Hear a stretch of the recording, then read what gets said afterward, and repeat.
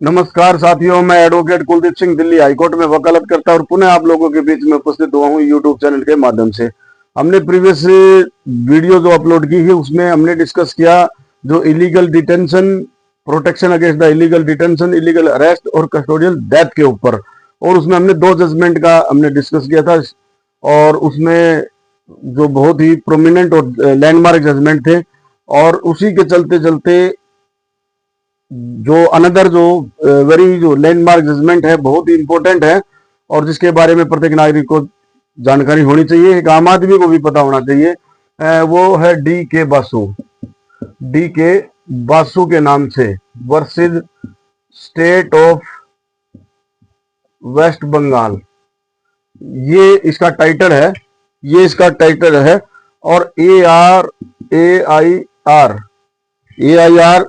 1997 के अंदर supreme court 610 AI all India report 1997 supreme court 610 number पे ये इसकी साइटेशन है, इसकी केस का नंबर है D K. Basu versus state of West Bengal. ये बहुत ही लैंडमार्क जजमेंट है, लैंडमार्क जजमेंट है। ये जो जजमेंट है ये जस्टिस कुलदीप सिंह और डॉक्टर एएस आनंद के द्वारा डिलीवर किया गया था। जस्टिस कुलदीप सिंह और doctor A S Anand, justice Kuldeep Singh doctor A S Anand ने जजमेंट डिलीवर किया। तो जजमेंट जब डिलीवर किया तो उन्होंने कहा judgement any form of torture, उन्होंने कहा कि भी किसी भी प्रकार का जो टॉर्चर है पुलिस के द्वारा, पुलिस एजेंसी के द्वारा, इन्वेस्टिगेशन एजेंसी के द्वारा, इस केस के अंदर तमाम वो सारी चीजें डिस्कस की। भी कौन कौन सी एजेंसी होंगी वो मैं आगे बताऊंगा। इसमें जो इन्वेस्टिगेशन एजेंसी है, चाहे स्टेट एजेंसी है या फिर सेंट्रल एजेंसी है, वो किसी भी एजेंसी के द्वारा इंटरोगेशन के समय या फिर किसी भी व्यक्ति को अगर इलीगल डिटेंशन या लीगली डिटेन कर लिया हो या फिर इलीगल डिटेंशन की हो या फिर अरेस्ट किया हो, तो अरेस्ट के दौरान उसको किसी भी फॉर्म में उसको टॉर्चर, मेंटली टॉर्चर हो या फिर फिजिकल टॉर्चर नहीं किया जाएगा। और कहा इट्स इनह्यूमन और डेरोगेटरी, ये कहा इनह्यूमन और डेरोगेटरी कहा इस जजमेंट के अंदर जस्टिस कुलदीप सिंह और डॉक्टर एएस आनंद के द्वारा जजमेंट को डिलीवर किया। तब ये कहा कि भाई किसी भी व्यक्ति को अगर हवालात के अंदर, कस्टडी के अंदर उसको इनह्यूमन ट्रीटमेंट दी जाती है, किसी भी प्रकार का टॉर्चर दिया जाता है, 3rd डिग्री दिया जाता है, उसके साथ मारपीट की जाती है, उसके साथ गलत व्यवहार किया जाता है, तो वो इनह्यूमन और डेरोगेटरी माना जाएगा और ये माना जाएगा it's the violation of the fundamental rights article 21 right to life and personal liberty. ये D K. Basu versus state of West Bengal के केस में इसमें जजमेंट दिया। और इसमें इसके फैक्ट्स क्या थे? इसके फैक्ट्स ये थे कि ये जो इसमें 11 गाइडलाइंस, 11 बिंदुओं पर गाइडलाइंस इस माननीय सुप्रीम कोर्ट ने जजमेंट में दिए, और उन 11 जजमेंट को हर स्टेट की एजेंसी, सेंट्रल एजेंसी, उन सभी को ये फॉलो करने पड़ेंगे। अगर ये 11 जो बिंदु हैं, 11 गाइडलाइंस जो उन्होंने दी, अगर इनको वो फॉलो नहीं करते हैं तो it means it's a contempt of the court और डिपार्टमेंटली इंक्वायरी और डिपार्टमेंटली एक्शन भी लिया जाएगा। ये जजमेंट में क्लियर तौर पर कहा। इसमें इसके फैक्ट क्या थे? इसके फैक्ट जो डी.के. बासु जो थे, जो डी.के. बासु डॉक्टर, ये थे डॉक्टर डी.के. बासु। ये जो थे ये एग्जीक्यूटिव चेयरमैन थे। ये डी.के. बासु जो थे एग्जीक्यूटिव चेयरमैन थे, चेयरमैन लीगल एड जो थे नॉन पॉलिटिकल ऑर्गेनाइजेशन, उनके जो चेयरमैन थे, उन्होंने एक पीआईएल का मतलब public interest litigation, public interest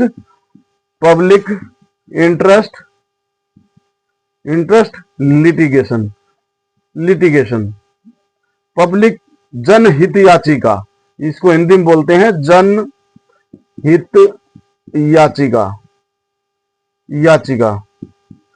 ये जनहित याचिका फाइल की। जनहित याचिका इन्होंने खुद फाइल नहीं की, लेकिन इस एग्जीक्यूटिव जो चेयरमैन थे लीगल एड के डॉक्टर बासु, उन्होंने कुछ लेटर लिखे सीजीआई को, चीफ जस्टिस को लिखे, चीफ जस्टिस ऑफ इंडिया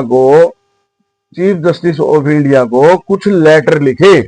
और वो लेटर क्या लिखे थे, जो न्यूज़पेपर के अंदर इंडियन एक्सप्रेस, स्टेटमेंट और बहुत सारी ऐसी न्यूज एजेंसी थी, उनके आधार पर वो लेटर लिखे। बहुत सारे लॉकअप के अंदर, पुलिस स्टेशन के अंदर बहुत सारी ऐसी डेथ हुई, कस्टोडियल डेथ हुई, और उससे संबंधित ये लेटर लिखा। और इस लेटर को माननीय सुप्रीम कोर्ट ने इसे जो है पीआईएल रिट इसको ट्रीट किया, पीआईएल रिट ट्रीट किया और इसको सुमोटो लेकर और जो है इसमें गाइडलाइंस जारी की। अब इसमें जो है इसमें ये जस्टिस आनंद, डॉक्टर एएस आनंद और जस्टिस कुलदीप सिंह, इन्होंने ये जजमेंट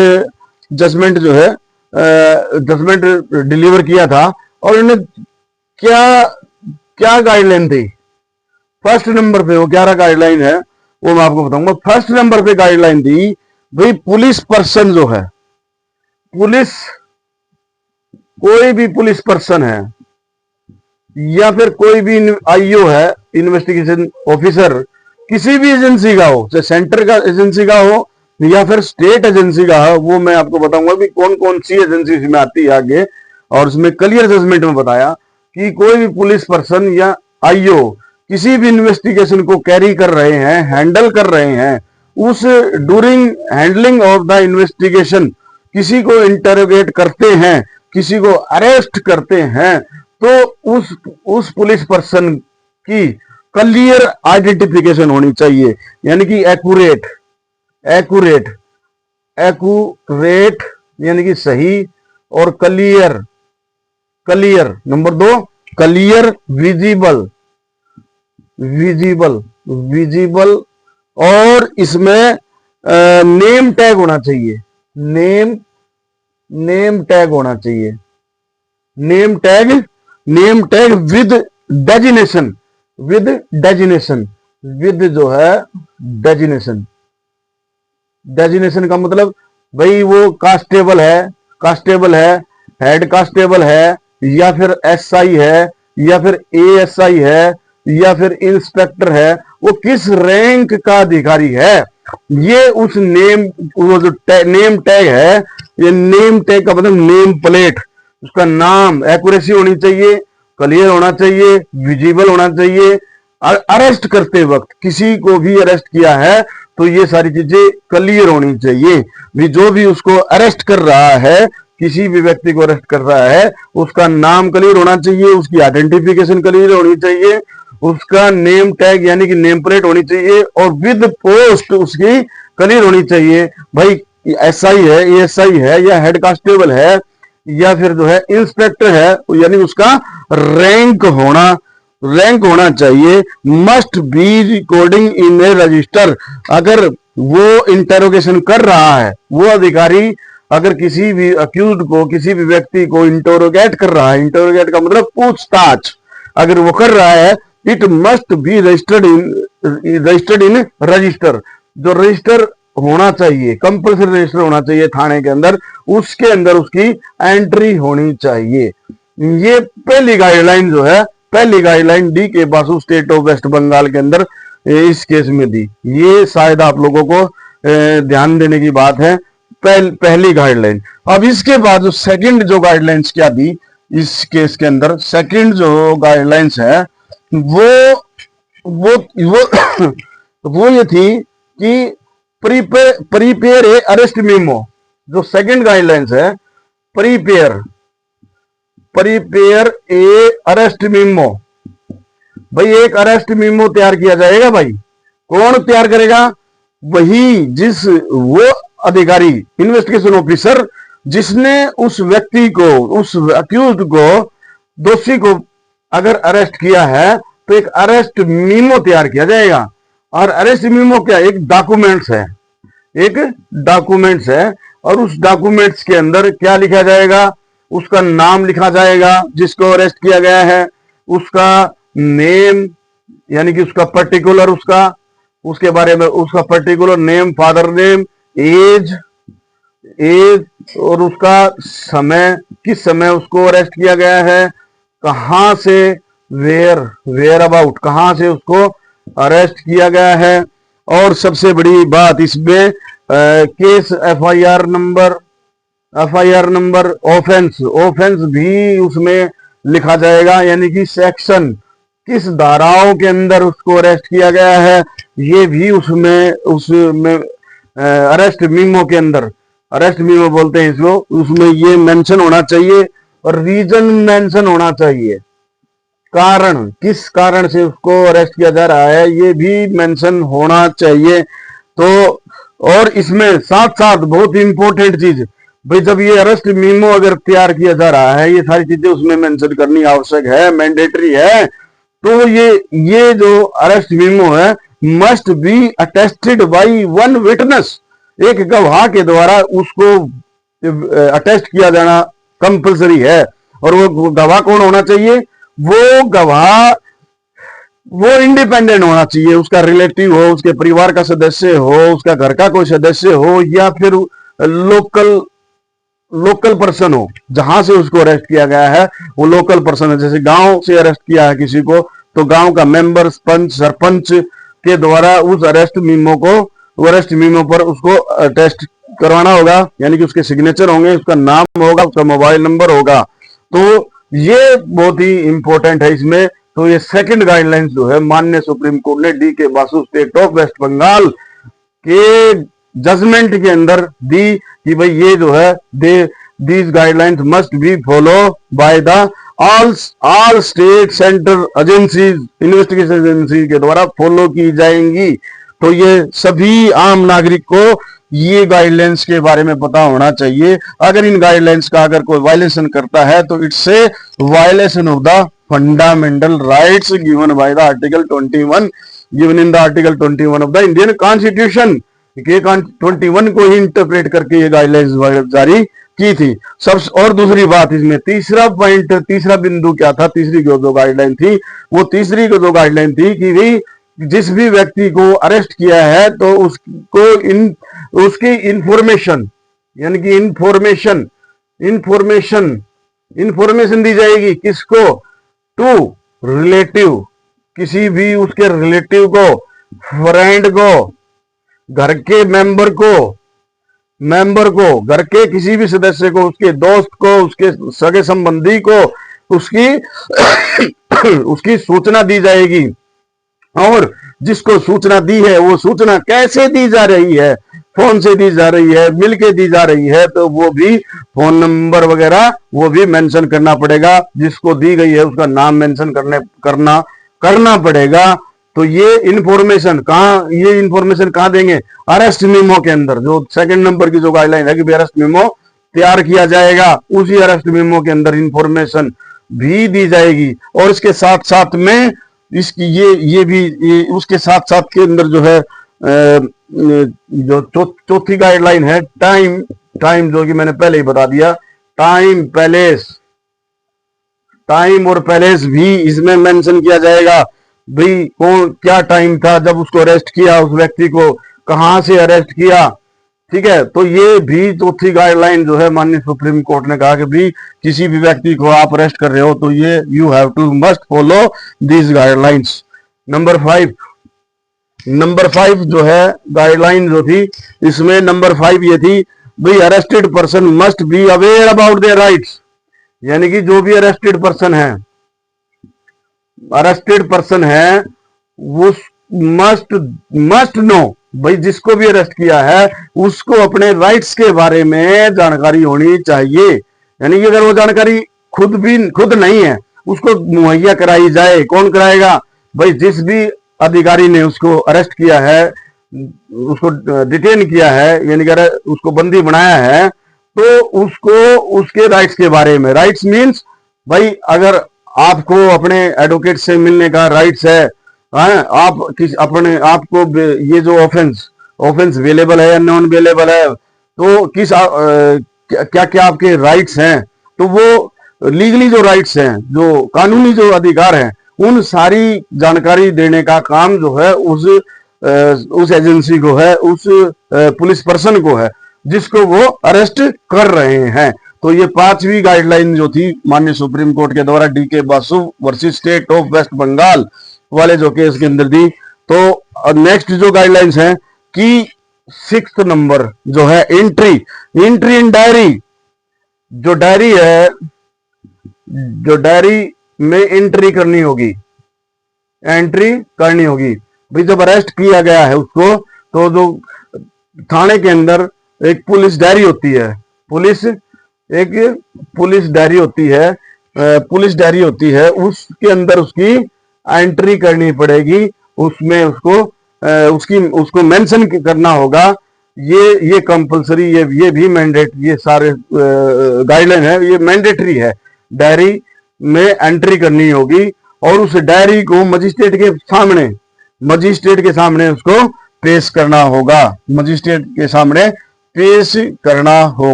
ये छठा जो है इसकी गाइडलाइन थी। अब इसमें जो नेक्स्ट जो गाइडलाइन है 7th नंबर में, 7th नंबर में जो है मेडिकल एक मेडिकल परफॉर्मा भी तैयार करना पड़ेगा। जिस व्यक्ति को आप अरेस्ट कर रहे हो उसका मेडिकल परफॉर्मा भी तैयार करना होगा। जितनी भी उसको छोटी से लेकर बड़ी चोट जो इंजरी है, अरेस्ट करते वक्त अगर वो दिखाई दे रही है, विजिबल है या नॉन विजिबल है, जो दिखाई दे रही है या नहीं दिखाई दे रही है या नहीं है, वो सारी की सारी जो है वो इसमें मेंशन करना होगा। यानी कि कोई मार्क्स है, वो भी जो आइडेंटिफिकेशन मार्क्स है वो भी इसमें मेंशन करना होगा। इसमें मेडिकल परफॉर्मा तैयार करना होगा। नंबर 8 जो है इसमें किसी भी registered medical practitioner government hospital से जिस भी पर्सन को अरेस्ट किया गया है उसका वहां से मेडिकल जो है एग्जामिनेशन किया जाएगा।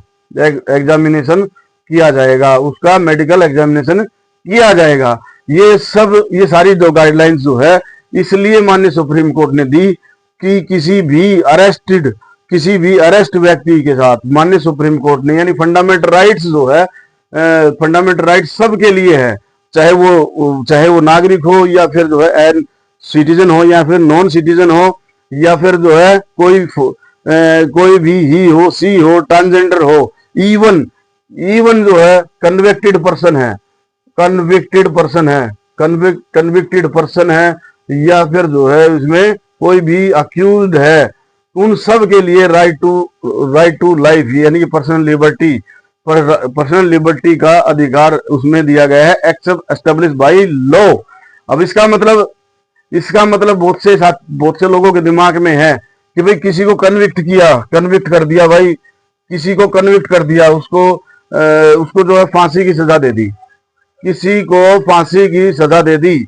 अब फांसी की सजा दे दी है तो भाई बहुत से लोगों के दिमाग में है कि आर्टिकल 21 ये कहता है कि भी राइट टू लाइफ और personal liberty, right to life है, जीवन जीने का अधिकार है, लेकिन वहां कोर्ट ने उसको फांसी दी है। तो कोर्ट ने फांसी दी है तो इसका मतलब क्या है?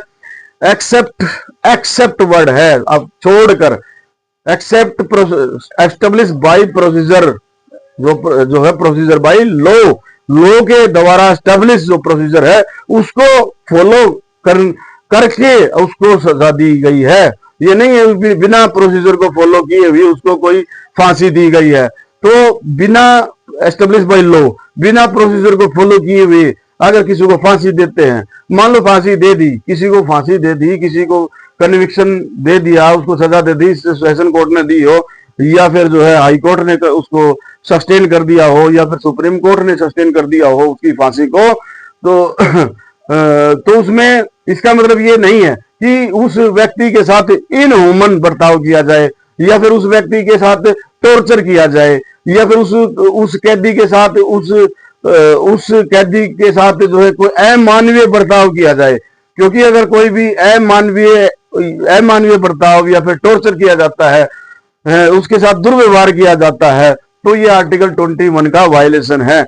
तो इसमें बहुत सारे और भी बहुत सारे जजमेंट है। तो ये दिमाग में क्लियर होना चाहिए कि right to life personal liberty है, ये सबके लिए है। और इवन जो है ये नेशनल इमरजेंसी हो या फिर स्टेट इमरजेंसी हो, ये आर्टिकल 21 वहां भी सस्पेंड नहीं होते।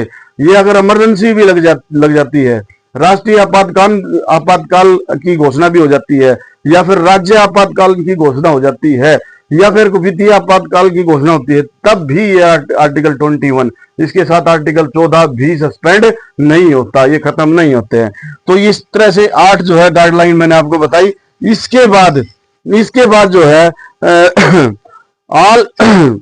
ऑल जो रिलीवेंट डॉक्यूमेंट्स, नौवें जो गाइडलाइन है, भी जितने भी ऑल जो डॉक्यूमेंट्स हैं, जो relevant documents related to arrest,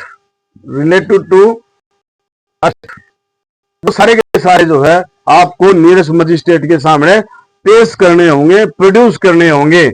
FIR भी 24 आवर्स के अंदर जो है कोर्ट के अंदर भेजनी होती है। और उसके बाद जो ये प्रिपेयर ऑफ अरेस्ट मीमो, ये भी मजिस्ट्रेट के सामने पेश करना होता है। अक्यूज्ड को तो पेश करना ही करना होता है। जो पुराना जो सीआरपीसी जो सीआरपीसी 57, आप देख लेना नया बीएनएस में क्या है ये। अब ये सीआरपी 57 के अनुसार 24 घंटे के अंदर जो है इसको किसी भी अक्यूज्ड को, किसी भी व्यक्ति को अगर अरेस्ट किया गया है, तो 24 घंटे के अंदर उसको जो नियरेस्ट जो मजिस्ट्रेट है वहां पर उसको पेश करना होगा विद रिलीवेंट ऑल डॉक्यूमेंट्स, चाहे वो डायरी एंट्री हो, चाहे वो अरेस्ट मीमो हो, वो सारे दस्तावेज डॉक्यूमेंट्स के साथ। ये नौवीं जो गाइडलाइन है वो है ये। अब इसके बाद जो है 10th जो गाइडलाइन, 10वीं जो गाइडलाइन जो डी के बासु वाले जो केस में जो 10वीं जो गाइडलाइन जो दी, वो ये थी कि परमिशन यानी कि permit to meet his her lawyer, भाई उसे अपने वकील से, अपने एडवोकेट से मिलने का अधिकार है। ये नहीं है कि उसको अरेस्ट कर लिया तो उसको किसी से मिलने ही नहीं दिया जाएगा।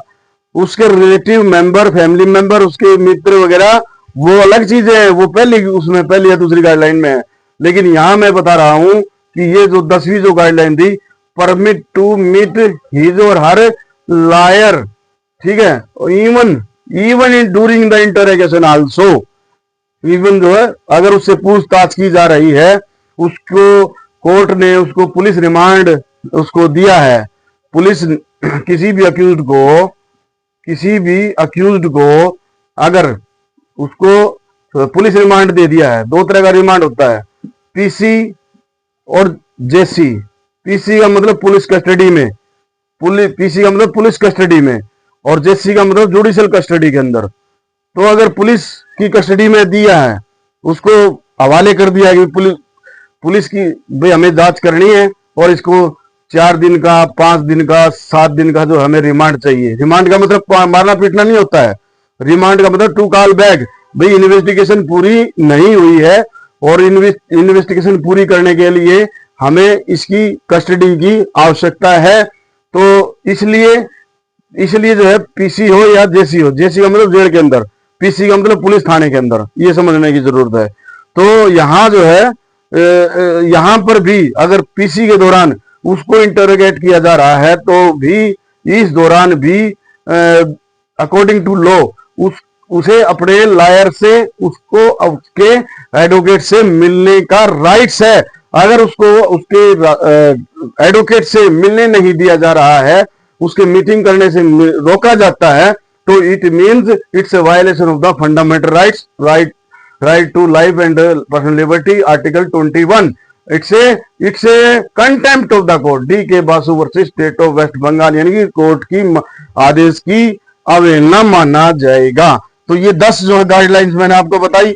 अब इसके बाद एक गाइडलाइन और बचती है, जो सुप्रीम कोर्ट ने कहा कि पुलिस जो पुलिस जो है पुलिस को जो है कि 11वां जो 11th जो इसकी गाइडलाइन है, कंट्रोल रूम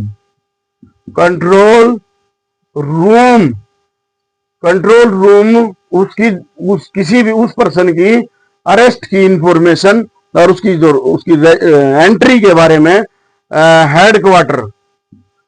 हेडक्वार्टर के अंदर भी इतला देगी। और एक नोटिस बोर्ड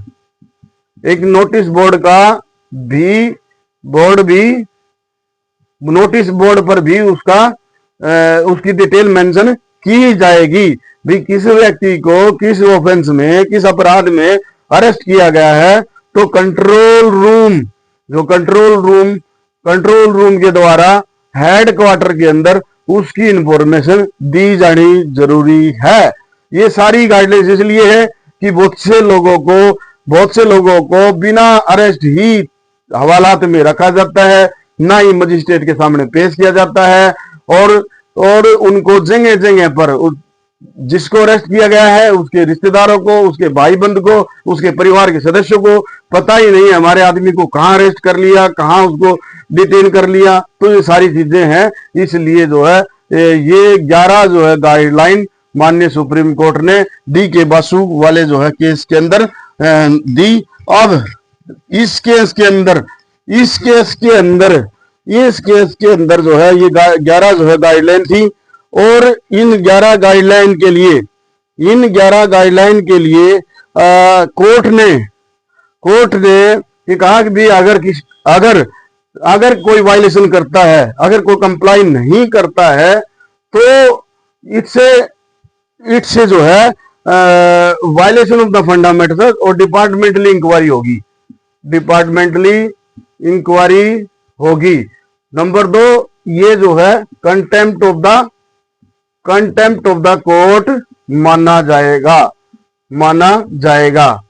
अगर कोई भी वायलेशन करता है या फिर अवहेलना करता है।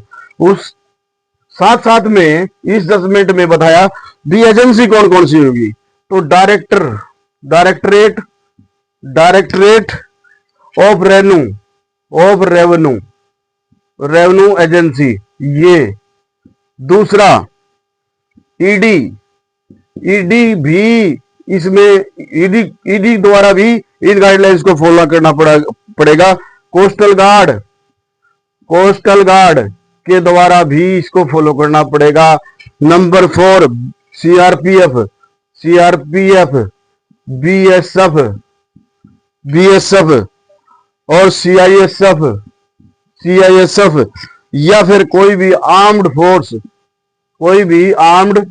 फोर्स है, उसको भी इन गाइडलाइंस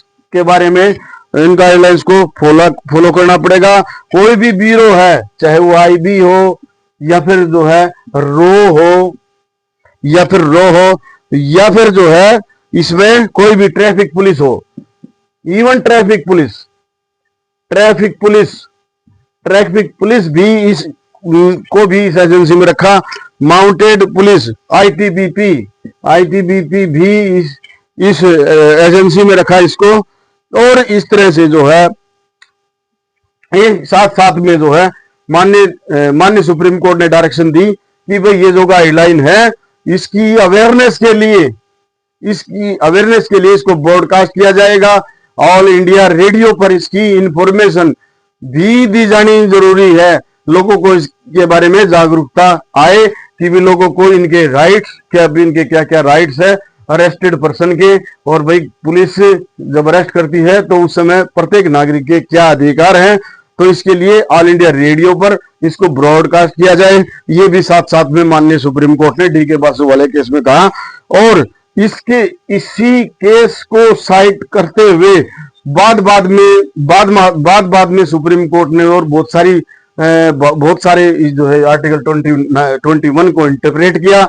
और 2020 के अंदर 13/12/2020 में ये अलग से बताएंगे इसमें इस केस की डिटेल। बस इसमें मोटा सा ये बता देते हैं कि 13/12/2020 में सुप्रीम कोर्ट के द्वारा एक गाइडलाइन जारी की कि प्रत्येक थाने के अंदर, प्रत्येक जो जहां पर इंटरोगेट किया जाता है या फिर इन्वेस्टिगेशन की जा रही है, तो प्रत्येक थाने के अंदर हर एंगल के अंदर सीसीटीवी कैमरा इंस्टॉल किया जाएगा, जो कि मैंडेटरी है। तो ये तमाम सारी जो गाइडलाइन है ये डी के बासु वाले जो केस में है, ये मानवीय किसी भी व्यक्ति के साथ इनह्यूमन जो है गैर मानवीय और थर्ड डिग्री मारपीट ना हो, टॉर्चर ना हो और बुरा व्यवहार ना हो और इस तरह की जो चीज यातनाएं ना दी जाए, उन सब चीजों को रोकने के लिए जो लगातार उस समय ये कस्टोडियल डेथ हो रही थी, उन सब का संज्ञान लेते हुए ये जजमेंट और ये गाइडलाइंस माननीय सुप्रीम कोर्ट ने जस्टिस डॉक्टर ए.एस. आनंद और जस्टिस कुलदीप सिंह ने दी। तो बहुत